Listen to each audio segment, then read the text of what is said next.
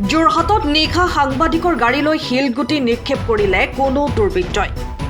যোৰহাটৰ পুলিবৰ থানাৰ অন্তৰ্গত কৰাইখোৱাত মৰিয়নিৰ সাংবাদিক সপোন ৰহমান শইকীয়াৰ বাহনলৈ শিলগুটি নিক্ষেপ কৰিলে কোনো দুৰ্বৃত্তই। যোৰহাটৰ কাকডোঙা দলঙৰ সমীপত ৩-৪ জনীয়া এটা যুৱকৰ দলে যোৰহাটৰ পৰা দেৰগাঁও দিশত গৈ থকা সময়ত মৰিয়নিৰ সাংবাদিক সপোন ৰহমান শইকীয়াৰ বাহনখনলৈ উদ্দেশ্য কৰি শিলগুটি নিক্ষেপ কৰে। সৌভাগ্যক্ৰমে গাড়ীৰ ভিতৰত থকা সপোন ৰহমান শইকীয়াই কোনো আঘাত পোৱা নাই যদিও গাড়ীখনৰ ক্ষতিগ্ৰস্ত হয়। ইতিমধ্যে এই সন্দৰ্ভত সপোন ৰহমান শইকীয়াই পুলিবৰ আৰক্ষী থানাত এজাহাৰ দাখিল কৰিছে। ইতিমধ্যে আৰক্ষীয়ে এটা দুৰ্বৃত্তক আটক কৰিবলৈ সক্ষম হৈছে। আজি সন্ধিয়া সময়ত প্ৰায় 8মান বজাত মই যোৰহাটৰ পৰা গুৱাহাটী অভিমুখে গৈ আছিলোঁ। দেৰগাঁও পোৱাৰ আগে আগে কাকডোঙা দলঙৰ সমীপতেই কৰাইখোৱা অঞ্চলত যেতিয়া পাইছিলোঁগৈ, মোৰ সন্তান মোৰ মা আৰু মোৰ পত্নী আছিলে গাড়ীখনত। কোনো কথা নাই বতৰা নাই, ৰাস্তাৰ মাজত পাথৰ দুটামান দেখিছিলোঁ। মই পাথৰকেইটা কোনো গাড়ী ট্ৰাক ৰখোৱা বুলি ভাবি আছিলোঁ, কিন্তু অকণমান আগত গৈ মই পাথৰকেইটা যেতিয়া ওচৰ পাইছোঁগৈ তেতিয়া দেখিছোঁ যে মোৰ গাড়ীখনত খুব জোৰছে এটা শব্দ হৈছে। মই বাওঁহাতে চাইছোঁ, দেখিছোঁ 4জনমান ল'ৰা অলপ জোপোহা লৈ আছে। তাৰপৰা যিহেতু মাইকী মানুহ আছিলে গাড়ীত, মই গাড়ী নৰখালোঁ। অলপ আগত গৈ দেৰগাঁও পালোঁ। দেৰগাঁৱত মই হস্পিটেলসকলক যোগাযোগ কৰিলোঁ, থানাৰ লগত যোগাযোগ কৰিলোঁ। পুলিবৰ থানা ইতিমধ্যে এজন যুৱকক আটক কৰিছে। তেওঁলোকে প্ৰায়ে এনেধৰণে গাড়ীত আক্ৰমণ কৰে আৰু তাৰ কাৰণে আজি মোৰ সৌভাগ্যক্ৰমে গাড়ী বৰ্দিত লাগিছিলে। যদি আৰু অকণমান ওপৰত হ'লে হয়, মোৰ মা আৰু সন্তান আছিলে, বৰ বেয়া ধৰণৰ আঘাত হ'লে। অকণমান কঠোৰ হ'ব লাগে আৰক্ষী, আৰু আজি যিহেতু খুব তাৎক্ষণিক ব্যৱস্থা ল'লে তাৰ বাবে ধন্যবাদ থাকিল।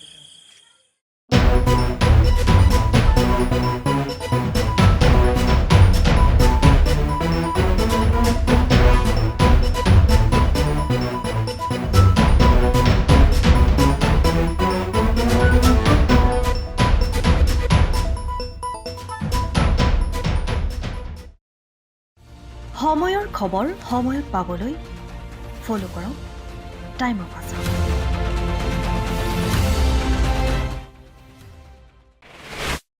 যোৰহাটত নিশা সাংবাদিকৰ গাড়ীলৈ শিলগুটি নিক্ষেপ কৰিলে কোনো দুৰ্বৃত্তই। যোৰহাটৰ পুলিবৰ থানাৰ অন্তৰ্গত কৰাইখোৱাত মৰিয়নিৰ সাংবাদিক সপোন ৰহমান শইকীয়াৰ বাহনলৈ শিলগুটি নিক্ষেপ কৰিলে কোনো দুৰ্বৃত্তই। যোৰহাটৰ কাকডোঙা দলঙৰ সমীপত ৩-৪ জনীয়া এটা যুৱকৰ দলে যোৰহাটৰ পৰা দেৰগাঁও দিশত গৈ থকা সময়ত মৰিয়নিৰ সাংবাদিক সপোন ৰহমান শইকীয়াৰ বাহনখনলৈ উদ্দেশ্য কৰি শিলগুটি নিক্ষেপ কৰে। সৌভাগ্যক্ৰমে গাড়ীৰ ভিতৰত থকা সপোন ৰহমান শইকীয়াই কোনো আঘাত পোৱা নাই যদিও গাড়ীখনৰ ক্ষতিগ্ৰস্ত হয়। ইতিমধ্যে এই সন্দৰ্ভত সপোন ৰহমান শইকীয়াই পুলিবৰ আৰক্ষী থানাত এজাহাৰ দাখিল কৰিছে। ইতিমধ্যে আৰক্ষীয়ে এটা দুৰ্বৃত্তক আটক কৰিবলৈ সক্ষম হৈছে। আজি সন্ধিয়া সময়ত প্ৰায় 8মান বজাত মই যোৰহাটৰ পৰা গুৱাহাটী অভিমুখে গৈ আছিলোঁ। দেৰগাঁও পোৱাৰ আগে আগে কাকডোঙা দলঙৰ সমীপতেই কৰাইখোৱা অঞ্চলত যেতিয়া পাইছিলোঁগৈ, মোৰ সন্তান মোৰ মা আৰু মোৰ পত্নী আছিলে গাড়ীখনত। কোনো কথা নাই বতৰা নাই, ৰাস্তাৰ মাজত পাথৰ দুটামান দেখিছিলোঁ। মই পাথৰকেইটা কোনো গাড়ী ট্ৰাক ৰখোৱা বুলি ভাবি আছিলোঁ, কিন্তু অকণমান আগত গৈ মই পাথৰকেইটা যেতিয়া ওচৰ পাইছোঁগৈ তেতিয়া দেখিছোঁ যে মোৰ গাড়ীখনত খুব জোৰছে এটা শব্দ হৈছে। মই বাওঁহাতে চাইছোঁ, দেখিছোঁ 4জনমান ল'ৰা অলপ জোপোহা লৈ আছে।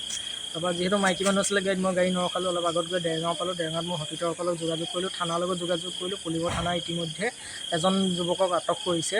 তেওঁলোকে প্ৰায়ে এনেধৰণে গাড়ীত আক্ৰমণ কৰে আৰু তাৰ কাৰণে আজি মোৰ সৌভাগ্যক্ৰমে গাড়ী বৰ্দিত লাগিছিলে। যদি আৰু অকণমান ওপৰত হ'লে হয়, মোৰ মা আৰু সন্তান আছিলে, বৰ বেয়া ধৰণৰ আঘাত হ'লে। অকণমান কঠোৰ হ'ব লাগে আৰক্ষী, আৰু আজি যিহেতু খুব তাৎক্ষণিক ব্যৱস্থা ল'লে তাৰ বাবে ধন্যবাদ থাকিল।